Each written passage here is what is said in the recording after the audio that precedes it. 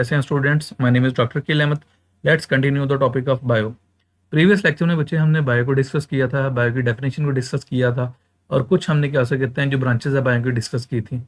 अब एक्चुअली हमारे पास ना जो मेन बुक है ना बायो की वो आ गई है। हमारा जो फर्स्ट चैप्टर है that is the science of biology.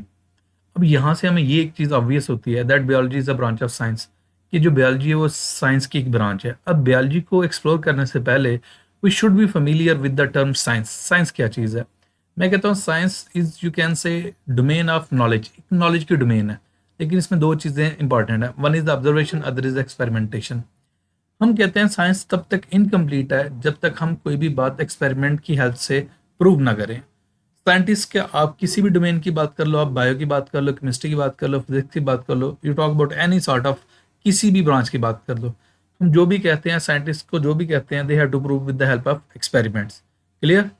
अब आर्ट्स में और साइंस में बच्चे आपने एक टेक्निकल डिफरेंस याद रखना है कि आर्ट्स में हम जो भी कहते हैं, जो क्या उसे कहते हैं आर्ट्स को डिस्कस करते हैं, उनको एक्सपेरिमेंट की हेल्प से प्रूव नहीं करना पड़ता।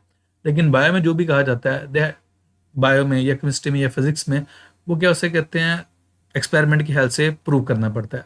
अगर आप साइंस की डेफिनेशन देखें, science is all about exploring these mysteries. Mysteries term mysterious से निकली है। मिस्टीरियस क्या होता है? कोई पोशीदा चीज़ें। इस पूरा अर्थ पे हमारी ज़मीन पे जितनी भी क्या उसे कहते हैं मिस्ट्रीज हैं अल्लाह ताला की तरफ से यहाँ पे हैं, उनको हम एक्सप्लोर करते हैं by using science. It is a systematic way of studying the natural world through observation experimentation. आप यहाँ से लेके ये जो डेफिनेशन है ना, ये आपने क्या उसे कहते हैं फोकस कर लेनी है। Studying the natural world through observation and experimentation. Is it clear? और नेक्स्ट में बात ये करता हूँ कि क्या उसे कहते हैं जो साइंस है इसकी डिफरेंट डोमेन्स हैं। इसमें बायो भी आ जाएगी, फिजिक्स भी आ जाएगी, केमिस्ट्री भी आ जाएगी, मैथमेटिक्स आ जाएगी। ये सारी की सारी जो ब्रांचेस हैं these are all branches of the science. Let's continue to the bio. Bio की डेफिनेशन मैं कल भी डिस्कस कर चुका था, दोबारा कर देता हूँ। मैंने कहा था bio is the science of life और you can say study of life. जो लाइफ की स्टडी है that is called as the bio. आप स्टडी ऑफ लाइफ भी कह सकते हो, आप स्टडी ऑफ लिविंग ऑर्गेनिज्म भी कह सकते हो। वो हमारे लिए जो इंपॉर्टेंट टर्म है that is a life. Definition basically आपको यहाँ पे ही हो जाएगी। ये जो बायोलॉजी है that is the study of life और साइंस ऑफ लाइफ। हमारे लिए जो काबिले फिक्र या काबिले गौर वर्ड है ना दैट इज लाइफ। लाइफ की डेफिनेशन मैं आपको बोल देता हूँ। It is a set of characteristics with distinguish living from non living.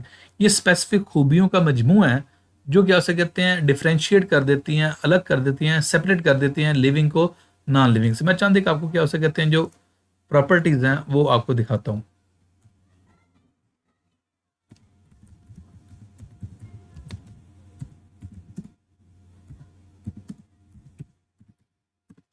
जब बच्चे आप करेक्टरिस्टिक्स लाइफ की बात करोगे ना उसमें चांदी करेक्टरिस्टिक्स हैं। अब यहाँ पे ये जर्नल करेक्टरिस्टिक्स देख लो। सबसे पहले एक दी गई है ग्रोथ। अब हमारे माइंड में क्वेश्चन है ग्रोथ क्या चीज़ है? Growth irreversible increase in size. कोई लिविंग ऑर्गेनिज्म जैसे जैसे टाइम गुजरता जाता है उसके साइज में इजाफा होता है। तो आप प्लांट की बात कर लो, एनिमल की बात कर लो, इनका साइज आहिस्ता आहिस्ता बढ़ता है। इसके कंपेरिजन में जो नॉन लिविंग है, आप अपने एनवायरनमेंट में ऑब्जर्व कर लो, मार्कर ले लो, बॉल पेन ले लो, पेन ले लो, एसी ले लो, कोई भी चीज़ ले लो, जो नॉन लिविंग है वो ग्रो नहीं करती। रिप्रोड्यूस, जो जितने भी लिविंग ऑर्गेनिज्म है they reproduce, they tend to generate their offsprings. वो अपनी जैसी अपनी नस्ल बढ़ाते हैं, वो अपने आल औलाद पैदा करते हैं। क्लियर? जो नॉन लिविंग है उनमें ये चीज़ प्रॉपर्टी नहीं है। हेरेडिटरी, हम अपने ऑफस्प्रिंग तक, अपनी आल औलाद तक अपने करेक्टर क्या करते हैं ट्रांसफर करते हैं जितने भी लिविंग ऑर्गेनिजम्स हैं। नॉन लिविंग में ये प्रॉपर्टी भी नहीं है। होम्योस्टेसिस, अब हमारे माइंड में क्वेश्चन है कि होम्योस्टेसिस क्या? हम अपने इंटरनल एनवायरनमेंट को एक नैरो रेंज के अंदर मेंटेन करते हैं, दैट इज होम्योस्टेसिस। ये क्या हो सकते हैं? लिविंग में प्रेजेंट है, नॉन लिविंग में एब्सेंट है। Metabolism, metabolism set of all the chemical reactions occurring with in living organism. Living organism के अंदर होने वाली जितने भी प्रॉपर्टीज है ना या जितने भी केमिकल रिएक्शंस हैं उन्हें मेटाबॉलिज्म कहते हैं। ये लिविंग में प्रेजेंट है, नॉन लिविंग में एब्सेंट है। सेलुलर, मैंने कल एक बात की थी या प्रीवियस लेक्चर में बात की थी, all living organisms are made up of cell. जितने भी लिविंग आ आप यूनिसेलुलर से स्टार्ट हो जाए मल्टी सेलुलर तक आ जाओ।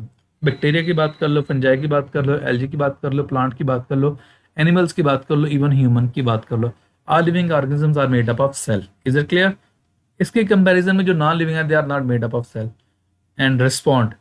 जितने भी लिविंग ऑर्गेनिज्म हैं वो रिस्पांस शो करते हैं।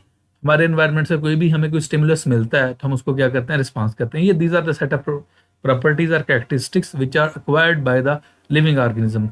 मीन ये वो प्रॉपर्टीज हैं जो लिविंग में तो प्रेजेंट है, नॉन लिविंग में क्या है, एब्सेंट है। Is it clear?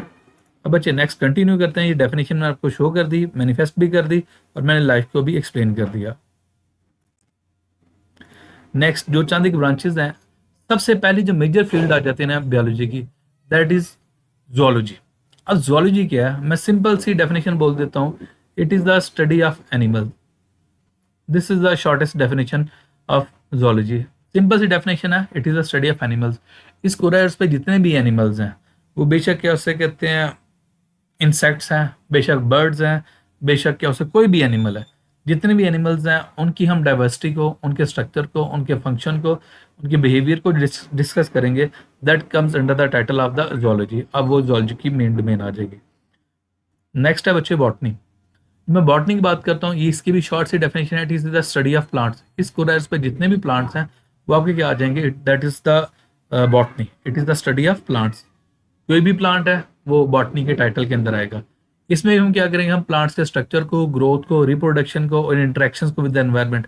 इवन एक बात याद रखिएगा, जो प्लांट्स हैं वो भी अपने एनवायरनमेंट को क्या करते हैं, इंटरेक्ट करते हैं, एनवायरनमेंट के अकॉर्डिंग ग्रो करते हैं। मैं एक सिंपल सी बात करता हूँ, जो प्लांट्स हैं उनको अपने ग्रो करने के लिए या सर्वाइवल के लिए सनलाइट की रिक्वायरमेंट है। सनलाइट होगी तो प्लांट्स ग्रो करेंगे, सनलाइट नहीं होगी तो प्लांट्स ग्रो नहीं करेंगे। क्यों? प्लांट्स को ग्रो करने के लिए एक प्रोसेस करना होता है, that is called as a photosynthesis. तो फोटोसिंथेसिस के लिए लाइट की रिक्वायरमेंट है। Is it clear? तो जो प्लांट्स हैं they also interact with the environment. Is it clear? Next है बच्चे माइक्रोबायोलॉजी। नेक्स्ट को सिंपल सी डेफिनेशन, पहले 3 से 4 वर्ड्स में डेफिनेशन हम कर देते हैं। It is the study of micro organism. आप इसे माइक्रो ऑर्गेनिज्म भी कह सकते हो, आप इसे माइक्रोब्स भी कह सकते हो। अब क्या उसे कहते हैं, माइक्रोबायोलॉजी हम बैक्टीरिया को डिस्कस करते हैं और फंजाई को डिस्कस करते हैं। अच्छा, समटाइम्स स्टूडेंट्स ये भी कह देते हैं, क्या सर हम वायरसेस को भी इसी डोमेन में डिस्कस करते हैं? अगर तो मैं टेक्निकली बायोलॉजिकली बोलूँ तो हम वायरसेस को डिस्कस नहीं कर सकते इसमें। बायो की डेफिनेशन के अकॉर्डिंग जो वायरसेस हैं they are not living one, वो लिविंग नहीं है, वो नॉन लिविंग में कंसिडर होते हैं। Is it clear? मैं आपको माइक्रोब्स शो कर देता हूँ।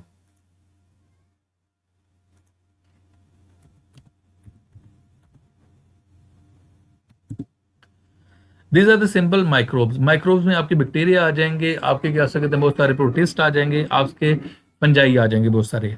Is it clear? ये जर्नल सी शेप्स शो की गई हैं, शेप्स ऑफ द बैक्टीरिया। जो बैक्टीरिया हैं वो डिफरेंट शेप्स में आते हैं, वो ओवल शेप भी होते हैं, वो राउंड शेप भी होते हैं, वो रॉड शेप भी होते हैं। ये डिफरेंट शेप्स हैं बैक्टीरिया के। Is it clear? तो ये सारी की सारी आपके जो बैक्टीरिया हैं, आपके जो फंजाई हैं, those comes under the title of microbes or microorganism, and the study of microorganism that is called as the microbiology. Is it clear? ये 3 मेजर डोमेन्स हैं, 3 मेजर ब्रांचेस हैं जो कि ऐसे कहते हैं बायो के टाइटल के अंडर आती हैं। जो बाकी फर्दर छोटी ब्रांचेस हैं उनमें मॉर्फोलॉजी है, अनाटमी है। प्रीवियस लेक्चर में मॉर्फोलॉजी को डिस्कस कर चुका था, अनाटमी को डिस्कस कर दिया था, फिजियोलॉजी को डिस्कस कर दिया था, हिस्टोलॉजी को डिस्कस कर दिया था। अब नेक्स्ट जो हम डिस्कस करने लगे हैं दैट इज द साइटोलॉजी। अब साइटोलॉजी भी एक सिंपल सी डेफिनेशन है, सिंपल सी टर्म है, इस पर गौर कीजिएगा। इसकी डेफिनेशन को मैंने हाईलाइट कर दिया। Cytology is a study of cell. No, we will think what is cell. हम सोचेंगे सेल क्या चीज़ है। मैंने कल एक बात की थी, ये प्रीवियस लेक्चर में बात की थी, जितने भी लिविंग ऑर्गेनिजम्स हैं, आया कि वो यूनिसेलर है, आया कि वो मल्टीसेलर है, our living organisms are made up of cell. Bacteria, fungi, algae, plants, animalia, किसी भी ऑर्गेनिज्म की बात करो, हम किसी ऑर्गेनिज्म को तब तक ऑर्गेनिज्म काउंट ही नहीं करते जब तक हम ये ना कहें वो सेल से मिलके ना बना।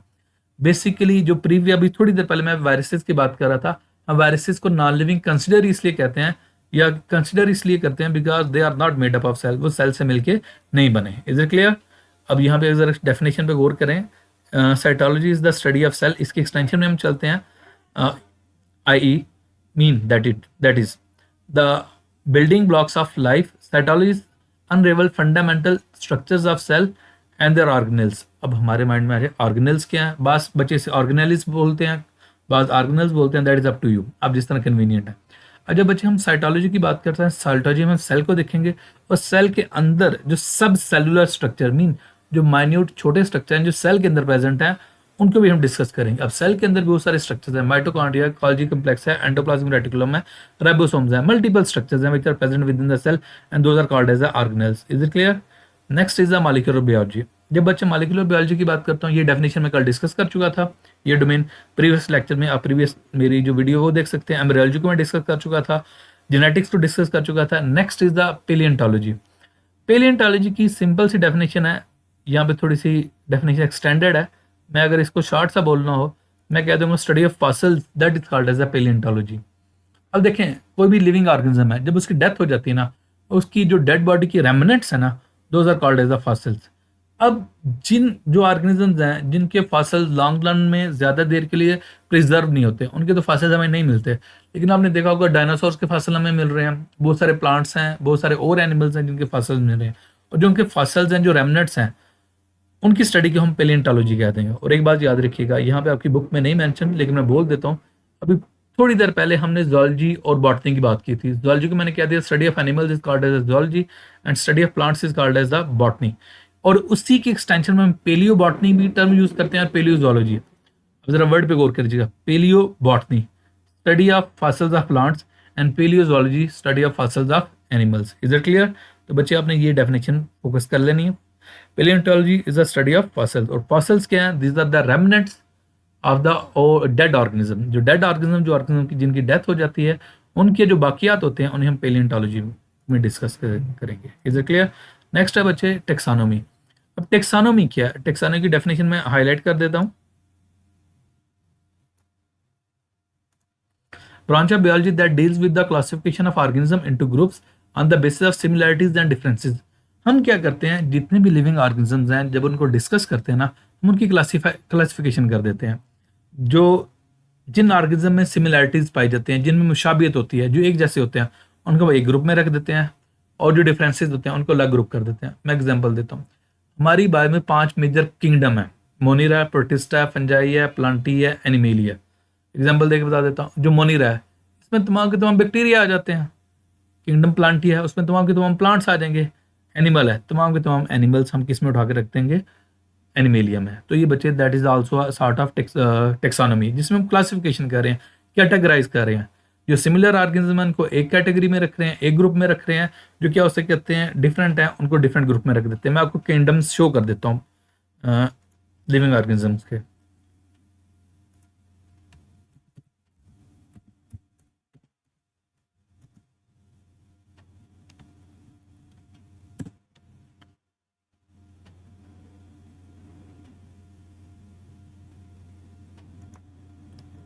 ये बच्चे आगा प्रोक्रियाटी है, प्लांटी है, एनिमेलिया है, फंजाई है एंड प्रोटॉक्टिस है। These are the major 5 kingdom. Prokaryotae में आपके बैक्टीरिया आ जाएंगे, प्लांटी में तमाम के तमाम प्लांट्स आ जाएंगे, एनिमेलिया में एनिमल्स आ जाएंगे, फंजाई में जिनकी मशरूम वगैरह की हम बात करते हैं, और जो प्रोटॉक्टिस्ट है इनमें एलजी वगैरह आ जाएंगे। एलजी वगैरह आपने देखा होगा, जो गाँव देहातों के लोग हैं ना, उन्होंने ट्यूबवेल के साथ जो क्या उसे कहते हैं ग्रीन सी मैट सी देखी होती है ना, जिसे हम पंजाबी में या उर्दू में काई कहते हैं, that is the LG. Is it clear? Next next जो ब्रांचेस हैं वो नेक्स्ट वीडियो में हम क्या उसे कहते हैं डिस्कस कर लेंगे। यहाँ तक क्लियर है बच्चे? और आपके जो भी क्वेश्चंस होते हैं, you can ask in the comment section.